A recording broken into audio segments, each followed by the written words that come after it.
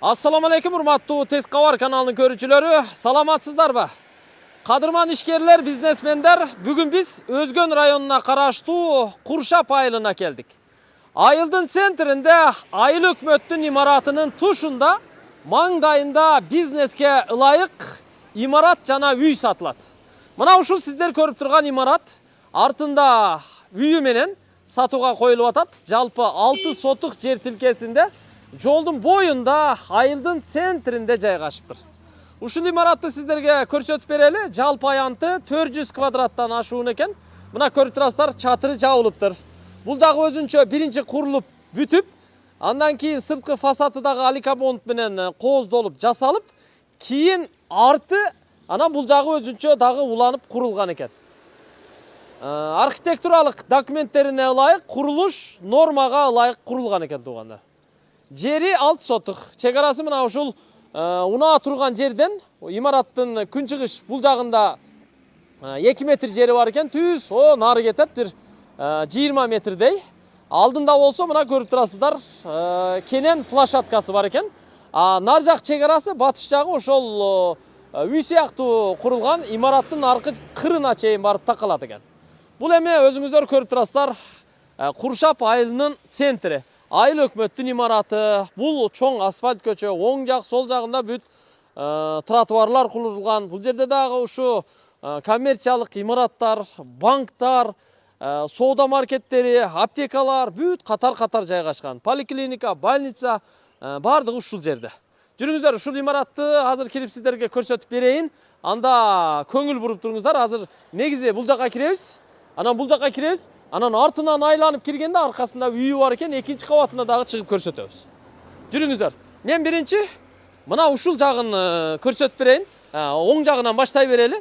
Мына бул жаңы курулган, асты ушу атайын минуткага, тагыраагы чакан кафетерий же болбосо чакан кафеге ылайыкташтырып курган экен. Бул эшикти ачып ичкери кире турган болсок, бул мына көрүп турасыздар, чакан кафеге ылайык биринчи кабаты. Көчө жактагы терезелери дагы, эшиги дагы полдон ошо ригилге чейин панорамный болуп, стеклянный коюлган экен. Көрүп турасыздар, алюминий профилдер менен жасалган экен. Бул зал, кафенин залы көрүп турасыздар, минутка кылса болот же болбосо ушу чакан кафе кылса болот. Бул жагында кухня окошкасы менен жасалган экен. Узун туурасы бир 6,5 40 квадраттын тегерегинде кухня жагын кошпогондо. Бул жагы чакан бир бөлмө экен, бир эшик, бир эки терезеси менен. Бул ошо чакан кафенин кухнясы экен. Мына. Бул жагына атайын терезе коюлуп, пластиктен жасалган экен. Алдында мынандай баягы тамак берүүчү раздачасы менен экен. Көрдүңүздөрбү? Полу болсо стяжка болуптур. Биринчи кабат менен экинчи кабаттын ортосу плита перекрытие болгон экен. Жүрүңүздөр, эми кийинки чоң зданияны көрсөтөлү. Бул жагы коммерциялык багытта учурда иштеп турган имарат. Бул жагы учурда ижарага берилиптир. Мына сырткы фасадындагы жасаган экен. Көрүп турасыздар. Өзү мындай алып караганда мына ортодон бөлүнүп турат. Бул жагы өзүнчө, бирок бири-бирине уланып, жана жаңы көп кабаттуу үйлөрдөгү блоктордун биригип жанашып курулганы сыяктуу эле, бирок чатырлары бирге жабылып курулган экен. Бул жер ушу имараттын кире бериши, тепкичтери сары таш менен жасалып, коридорлору, тепкичтери бүт кафел менен бүткөн экен. Тепкич менен экинчи кабатка чыгабыз. Мына сырткы бирон эшиктен киргенде эле оң жакта бир чакан кабинет ижарага берилиптир. Бул жерде кайсы бир ишкана бар экен. Мына ижарага берилген кабинет, ижара акысын төлөп иштетип атыптыр азыр. Сол жагында болсо ушу учебный центрге тил үйрөтүү курстарына атайын класс катары ижарага бериптир. Мына 4 терезеси бар экен. Кадимки окуу каанасы, класс, полукафел, дубалдары бүт бары шпатлевка, боектор берилиптир, терезелери пластик, жарыктары коюлуптур, кенен экен. Бул биринчи кабаттагы чоң бөлмөлөрдүн бири. Эми экинчи кабатына чыгалы. Экинчи кабатына тепкич менен көтөрүлүп чыгып, бул жакка келе беребиз. Чыкканда бул жер экинчи кабаттагы коридор, сырт жакка чыга турган болсок, балкону бар экен. Тилекке каршы ижарага берген экен, мына бул кабинет азырынча жабык. Бул жакта болсо, жанагы астындагыдай эле дагы бир класс бар экен. бул классты дагы ушу ижарага берет экен негизи. Мында бул жагында окшошкон терезелер, бул жагында дагы ошо окшошкон, эки жагында бир 3 бурчтук терезелери бар, терезелер катар-катар коюлуптур. Поликафел дуалдары мына шпатлевка тартылып, боелуп, потолоктору дагы гипсокартон менен тегиз жасалган экен. Аянты узундугу бир 6,5 метр, 7 метр десек болот. Туурасы 6 метр десек болот. Бир 40 квадраттын тегерегинде бул. Ушул дуалдын артында жашай турган бөлмөлөрү үй курулган экен. Ушул эле имаратка уланып. Азыр аны имараттын артына өтүп, үй жагын көрсөтүп, сиздерге жакшылап түшүндүрүп беремин азыр. Келиңиздер, сыртка чыгалы. Имаратта айланып артына өтөлү. Чогуу болуңуздар, алыстабай туруңуздар. Бул эми айыл өкмөттүн имаратынын тушунда, айылдын центринде, эл өтө көп жерде.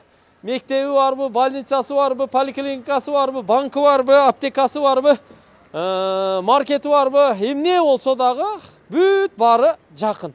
Адам көп келет, машиналар да бул жерге көп коюлат. Кыскасы кандай болсо дагы бул жерде иштете турган жер экен туугандар. Иштете турган имарат экен. Мына бул жак, мына көрүп турасыздар. Биринчи алды бир кабат болуп, анан бул жагы өзүнчө 2 кабат болуп курулуп, биринчи бүткөн экен, кийин ошо архитектуралык документтерин өзгөртүп, проект өзгөртүп, анан бул жагына улап дагы 2 кабат кылып, артын бүтүрүп, аркасын үй кылган экен. Муну кааласаңыздар бүт эле үйгө эмес, ошо коммерциялык багытта дагы иштете берсеңиздер болот туугандар. Мына биз имараттын азыр арт тарабына өттүк. Көрдүңүздөрбү? Артындагы терезелери дагы экинчи кабаттагылар бүт пластик коюлуптур. Биринчи кабатта мына ушул жагында бир 3 бөлмөлүү үйү бар экен, азыр жашап атыптыр. Аларды дагы ушу коммерциялык багытта иштете берсеңиздер болот. Бул имараттын узундугу артынан эсептегенде 20 метр чыгат экен. Ал эми туурасы бул жагы бир аз кичинерээк, наркы чоң жагын эсептегенде бир 11 метр чыгат. Жалпы аянты 400 квадраттан ашуунураак. Чатырлары бүт оцинковка тыныке менен жабылып, кар тормуздары кагылып, суу түтүктөрү, өстүрмөлөрү бардыгы кагылыптыр. Жер аянты болсо 6 сотук экен, чек арасы эми бул жагы мына ушул тушка келет экен. Наркы эски үйдүн кырына чейин тушталат экен туугандар. Ушундан бул жагы сиздерге карап калат келечекте. Жалпы жер аянты 6 сотук. Азыр артында эшиги бар экен, бул эшиктен кирип, үйүн дагы, экинчи кабаттагы бүт элек бөлмөлөрүн дагы бүт сиздерге көрсөтүп түшүндүрүп берейин. Алыстабай тура бериңиздер. Мына бул жерде артына жасалган тепкичи, перилалар менен жасалган, бурон эшиги коюлган, терезеси пластиктен коюлуптур. Кирип бул жагын дагы азыр сиздерге чекеден түшүндүрүп берейин. Мына бисмиллахиррахманиррахим. Биз кирип келдик. Көрдүңүздөрбү? Кирип келдик. Мына киргенде эле бул ортодо коридор экен, көрүп турасыздар. Оң жакка киребиз. Бул жакта катар-катар ушу үйдүн бөлмөлөрү жайгашыптыр. Бул жерде эшиги болот. Киргенде эле биринчи бөлмө бул ашканасы. Азыр жашап атат, отоплениясы бар экен, ашканасы көрүп турасыздар. Пол кафел, дуалдары бүт боелуптур, потолоктору жасалыптыр, жарыктары коюлуптур. Бул биринчи бөлмөсү. Андан өтүп дагы бир бөлмөгө киребиз. Бул ортодогу чоң бөлмөсү. Жашап аткан бөлмө экен. Мына ачык түстө боелуп жасалыптыр. Потолоктору дагы тегиз, полуна болсо жыгач кагылыптыр. Бул жакта болсо чакан кладовкасы бар экен. Төрүнө кире турган болсок, бул жакта дагы бир жашоо бөлмөсү. Спальня. Көрдүңүздөрбү мына? Бул дагы мына чакан бөлмө экен. Потолоктору бүт гипсокартон менен жасалып, дуалдары обой болуп, полуна болсо жыгач кагылып, сырдалыптыр. Үйдө отопление бар экен. Терезеси мына күнгөй бет жагында. Батареялар дагы бардыгы коюлуптур. Спальня, ортодогу чоң бөлмө, анан кухня. 3 бөлмө ушу жашаганга даяр экен. Эми нар жагындагы сиздерге тааныштырып көрсөтүп коеюн. Анан бул жерде эми шаты тепкич жок экен. Тилекке каршы мен бул жагын сиздерге азыр түшүндүрө албайт экенмин. Бул жакта болсо ушу үйдүн санузели, душевойу бар экен туугандар. Бул толук бүт элек мына кафель иштери калыптыр, сантехникаларын жасап, мунун ичин бүтүрүш керек, форчкасы коюлуптур. Бул жагы санузел, ванна, душ, кир жуучу бөлмө болот. Бул жерде болсо тепкич болот. Кааласаңыздар бул жактан, кааласаңыздар бул жактан үстүнө чыга турган тепкич болот. Мен ушул жерден туруп сиздерге түшүндүрүп берейин. Маңдайда бир спальня. Көчө жактагы экинчи кабаттагы терезенин бири мына ушул бөлмөдө. Ал эми ага жанашып, наркы бурчта дагы бир спальня бар экен. Andan sırtkары мына бул жакта ушу узундугу ушу бөлмөнүн эшиги кире бериши узундугу бул дубалдын чекесине чейин бир 6 метр 6,5 метр болот бир зал бар экен. Конок бөлмөсү же чоң спальня кылып койсо болот. Демек бул жакта коридордон сырткары 3 бөлмө болдубу? А бул жакта дагы 2 катар бөлмө бар экен. 2 катар бөлмө. Киргенде мына бул кухнянын үстү бир бөлмө мына бул жерде. Ал эми те наркы 2 бөлмө турбайбы? Ортодогу чоң бөлмө менен наркы спальня. Ошол экөөнүн үстү бир бөлмө экен. Узунунан бир зал кетиптир. Аны эме ошо нар жактардан бир эшик ачып алып, жанагы экинчи кабатка чыкканда бир жабык турган кабинет менен ижарага бере турган ачык турган чоң зал бар эмеспи? Ошондой кылып, мына бул 2 бөлмөлөрдү ижарага берип коммерциялык багытта акча таап иштетсе болот экен туугандар. Үстү эми толук бүтө элек, шубала элек, электромонтаждары жасала элек, үстүнө ылай басып элек, калган иштерин бүт эми өзүңүздөр бүтүрүп аласыздар деген терең ишеничтебиз. Атак имараттын мына планын көрдүңүздөр. Бул жакта жашай турган 3 бөлмөсүнүн ремонтун көрдүңүздөр. Нар жагын ижарага берип деле айына акча таап иштете берсеңиздер болот. Ушуну сиздерге көрсөтүп коелу дедик. Урматтуу мекендештер, ишкерлер, бизнесмендер, сиздер балким жакын жердесиздер, балким алыс жердесиздер. Кандай болсо, каякта болсоңуздар дагы, эгер ушул имарат сиздерге жаккан болсо, варианттары менен болсо дагы имарат үй жер ээси менен сүйлөшүп көрүңүздөр. Балким Бишкек шаарынан, балким Ош шаарынан жер үйлөрбү, батирлерби, автоунаабы, алмашуугабы, ушундай варианттары менен дагы сунуштап көрсөңүздөр, келишип калаттырсыздар. Бул жагы ушу чек ара ушу дубалдын кырына чейин, дубалдын кырына келип такалган. Бул жагы кошунанын жери болуп калат экен.